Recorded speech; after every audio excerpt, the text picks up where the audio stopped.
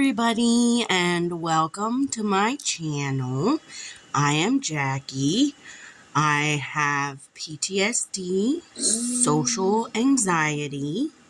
I am bipolar, and I suffer from severe depression. I also become manic, part of the bipolar. I was first diagnosed in 2014 with bipolar. And before that, I was diagnosed with PTSD. The social anxiety, honestly, didn't really hit me until the coronavirus. After the coronavirus, I really don't like to go anywhere. I like to stay in my house. I don't like to go anywhere. I will go grocery shopping, but I use Walmart pickup or Instacart. I just try to stay away from people as much as possible because honestly, I've wanted to hurt myself in the past. I attempted suicide at least 3 times and they all failed. So I figured maybe it's not meant for me. And here I am. But I'd hate to say that I suffer through every day, but I really do. It's extremely hard for me throughout the whole entire day to get through the day. But I do love when night comes because then I know I can go to bed. And I do keep myself on a schedule because with bipolar disorder, you need to have steadiness, habit forming things. So I have a routine that I do every day. My dog is included in that routine. Without my dog, I probably wouldn't be able to survive every day. He is my emotional support animal and everything else. He is my whole entire world, and I love him very much. He even goes out with me. When I do go out in public, he'll go with me. He wears this little emotional support harness. But it's really hard for me to get out. It kills me to even think about getting out. But, basically, I just want to say that don't be afraid of your disorders and things. I mean, I know people put such a stigma and all kinds of badness around it, but I mean, eventually half the world is going to be bipolar. So we need to just start getting ready for that now. I was on lots of other meds before my meds that I am on now. I've been on the same meds for almost 4 years now. I love the meds that I'm on, but I also think that something else is going on with me.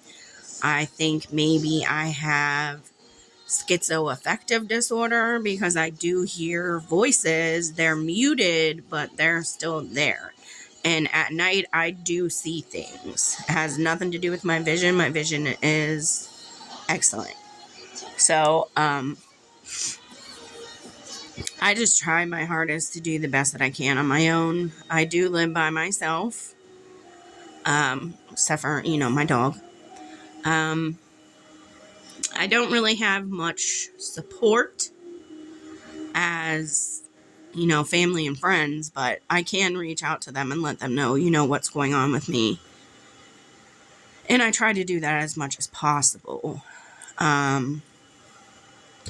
My first official breakdown was 2016 because I had lost my beloved grandfather, and I even took care of him before his death.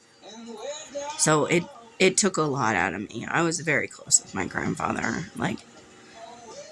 He was just the greatest man in the world to me. And, that's great. But when I lost him, I felt like I lost everything in me, because he's the one that helped build me up when I was younger. It happened again right before my grandmother passed away, which was 2018, 2019. That was the last one. That was the big one. I was in and out of 3 different facilities. The third time there was a fire that they tried to say that I lit, but I didn't. I was in the shower. How can you start a fire if you're in the shower? That's what I want to know. But still a mystery. I think it was electrical or something dripped down into the outlet or something. I don't know. But it was not me. And yeah, I was out of my mind, but I wasn't out of my mind so much that I would do something like that.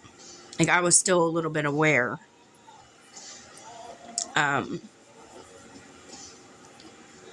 Most days it's extremely hard, like I said, for me to do anything. I try to order everything online. I try to stay out of stores as much as possible because people really irritate me real fast. Like, super fast. Like, they should not have that power to irritate me that fast. And when they do irritate me, I want to hurt them. Not myself. Them. So I keep myself away so there's no potential at all of hurting anybody. I don't want to hurt anybody personally, but my mind does. So I have to be really careful and very mindful of everything that I do when I am out. I get sick a lot. I don't know what that's about.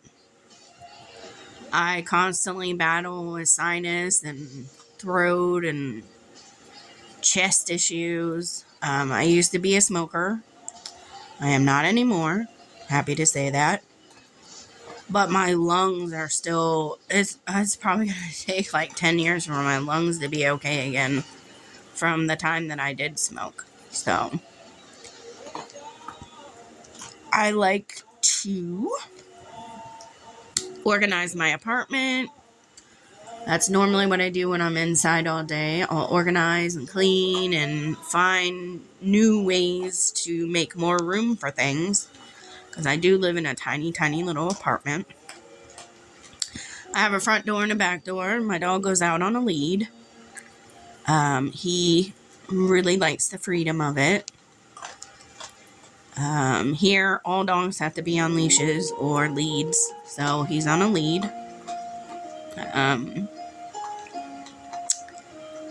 Let's see, what else can I talk about? I really just struggle sometimes, like, so badly. Like, nobody understands. Sometimes I don't even understand some of the things that go on in my mind. Some of the things I think. Some of the things that I have to hear inside my head. Like, people really, really do not understand how dangerous bipolar people are unmedicated. I've been on Latuda, Paxil, Lexapro, I think that's what it was called, Zoloft, and probably a whole bunch more. But the only one that worked for me to even be half the person that I used to be is lithium carbonate. I am very happy they put me on lithium carbonate. I was the one who originally wanted to be on lithium carbonate because I did my own research and found, that was kind of the best way to treat bipolar back in the day. And if it worked back in the day, why wouldn't it work now? So I definitely tried it and I love it. I am on sleep meds because I cannot sleep because of my insomnia is ridiculously crazy. I can stay up for weeks. And we're not supposed to be able to do that. But I can. I can stay up for a whole freaking week. Every day. Not sleeping a wink.